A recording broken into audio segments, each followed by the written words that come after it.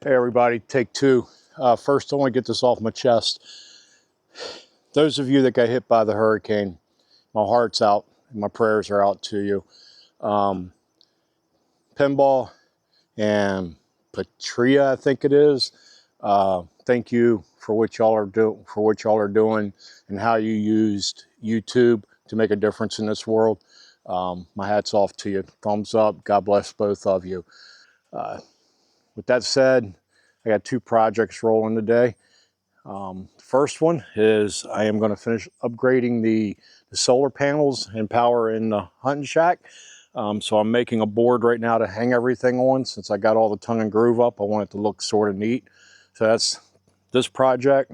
And then after I get this done, I'm going to make a brooder for quail, because I'm going to try to raise some quail. Anyway, so with that said, let's get rolling on this. I've already got my boards cut. I had trouble earlier.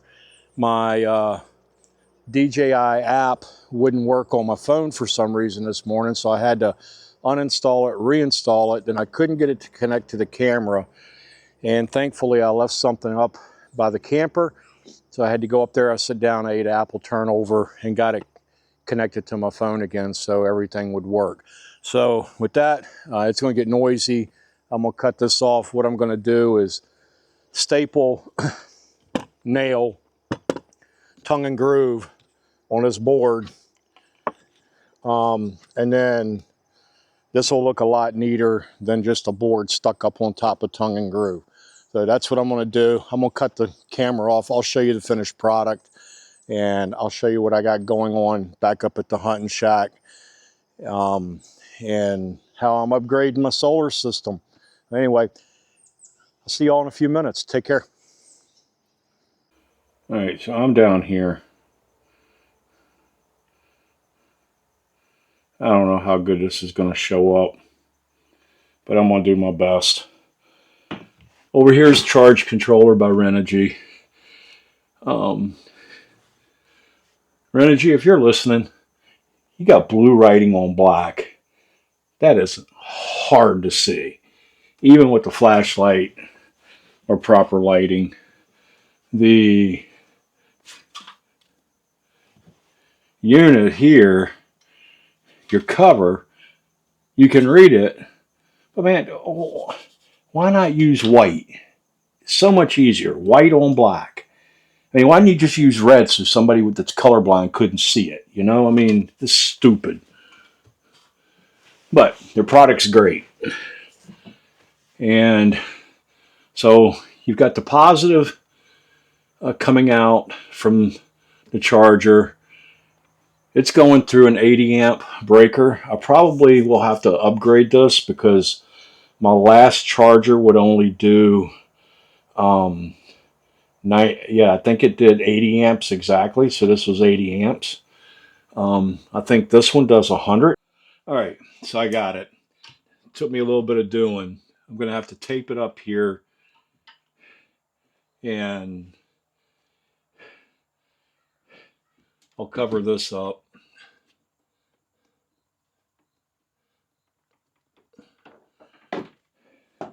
Then this next piece will work its way down to the battery. I've got to do the negative side the same way I just did this, except I've just got to make one piece here that'll go here. And I don't think I'm going to have the trouble because, yeah, I am.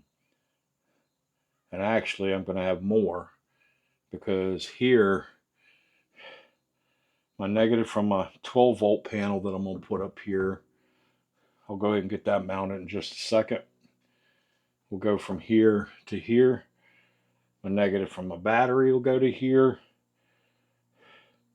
And my negative from here goes to here. Now I'm going to have to fit 3 pieces in that one. Yeah. Okay. So let me go ahead and get my 12 volt piece mounted up here, and I'll be back with you. All right. So I just mounted my 12 volt. feed here. And what this does is it pretty much feeds my lights that are in the cabin and my ham radio equipment. Anything else that I've got that just basically runs off of battery power. So the way that this will work, and of course I left the right tool over there. This will just get hardwired in here. Then all my battery feeds will come to here. And so the battery will come up into here. It has a breaker just to make sure I'm not getting too much power out of my batteries. Comes to here, and I got individual fuses. And that's it. So just about got all the positive done. Give me just a second. All right, there we have it. We've got positive coming in, going to here. Now I've got to start working on this negative feed. So in order to do that, first step, I got to take this one out and make a longer cable to go from the charge controller to the inverter. So I'm going to get that done real quick.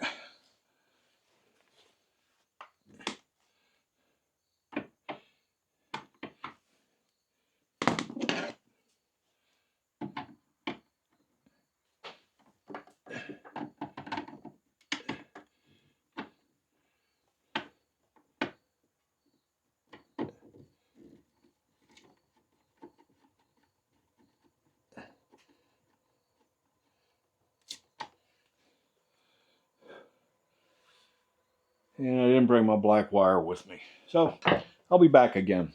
This tape's going to have a lot of editing to it. Hey everybody. This is the follow-up to the solar upgrade. I got everything hooked up. So charge controller, it's the inverter. You've got wires coming out the wall down here that are coming from the solar panels that are on the roof. And you've got these two of these go to here. And what I do is I make a quick disconnect right here and right there, so that if I have to work on the batteries, you have to take your solar panels out first. So you have to disconnect them first. Then you can disconnect your batteries. And that's so you don't have a charge coming in and no place to go. Then you have a positive coming out of the charge controller going to a breaker. I forget the wattage on it. If you want to know, I can post all of that stuff.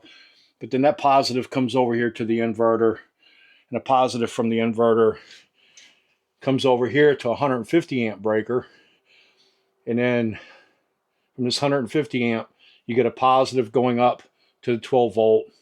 You get a negative coming out from the 12 volt, and the negative attaching to the inverter, and then the negative from the batteries. And then you have your negative from the charge controller, and you have your positive from the batteries.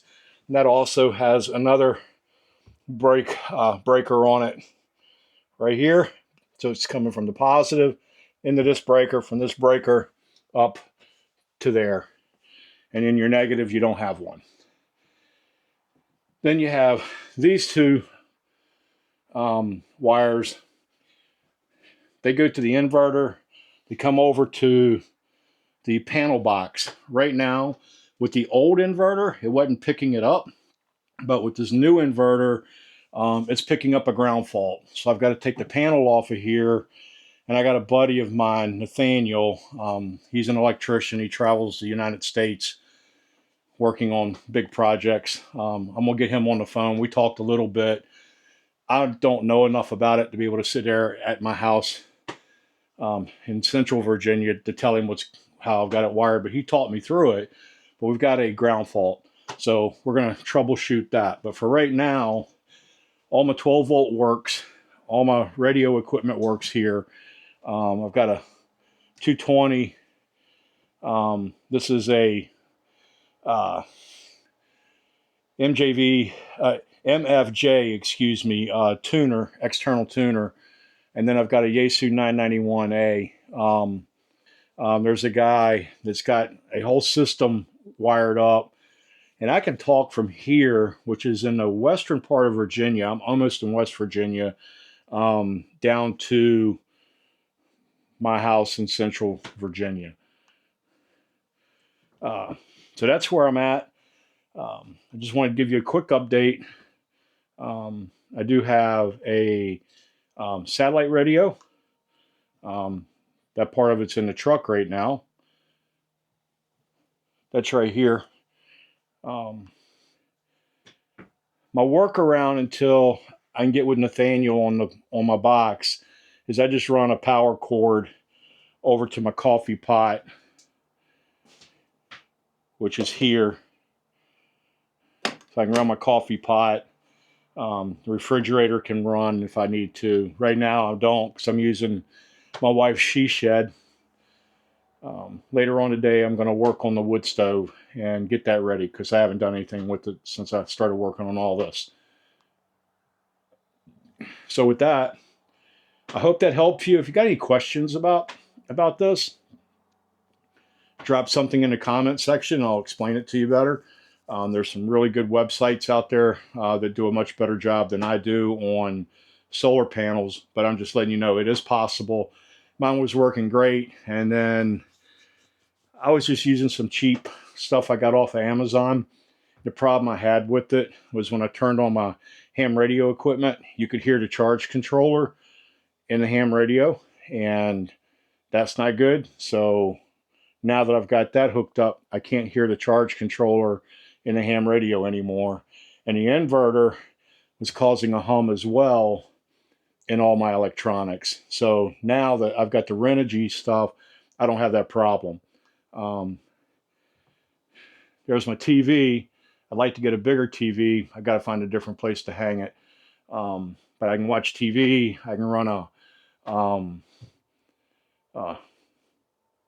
DVD player.